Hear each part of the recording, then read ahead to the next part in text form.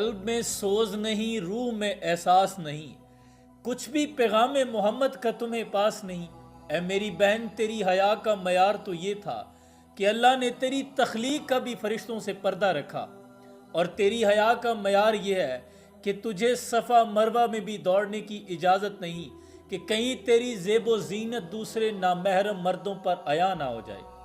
اگر کعبے کا امام بھی ہو، کوئی مجدد بھی ہو، اگر صفا مروہ پہ نہ دوڑے تو حاضری مکمل نہیں ہوتی، لیکن تجھے وہاں بھی دوڑنے کی اجازت نہیں۔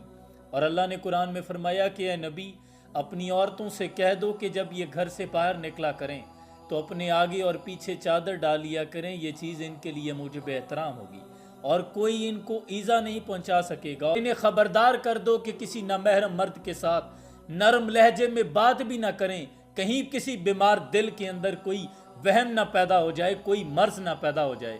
اتنے لوگوں کے سامنے آپ کس نبی کی شان بیان کر رہی ہیں؟ وہ جنہوں نے دشمن کی بیٹی بھی اگر بارگاہ میں لائی گئی تو حاتم طائی کی بیٹی کی سر پر بھی آپ نے چادر دی، اور کسی نے کہا یہ تو دشمنوں کی بیٹی ہے، حضور نے فرمایا بیٹی تو ہے۔ وہ جن کی بیٹی کی حیا کا معیار یہ ہے کہ روز محشر اللہ تمام انبیاء اکرام، تمام ملائکہ سمیت پوری امتوں کو یہ حکم ہوگا کہ خبردار اپنی نگاہوں کو نیچا کر لیں۔ پردے کی وارث فاطمہ گزرنے لگی ہیں، وہ جن کی یہ وصیت تھی میرا جنازہ بھی رات کی تاریکی میں لے کے جانا، کسی نامحرم کی نظر نہ پڑے۔ ام خلاد یاد آ گئی، جوان لختے جگر جنگ میں شہید ہو گیا۔ کسی نے آ کر خبر دی تو ام خلاد کا جوان بیٹا جس ماں کا فوت ہو جائے اس کا تو کلیجہ پھٹ جاتا ہے۔ آپ نے پھر بھی اتنے بڑے غم کے ساتھ، آسمان سر پہ گر پڑا تھا لیکن آپ نے اپنی چادر سنبھالی، میدان جنگ پہنچی۔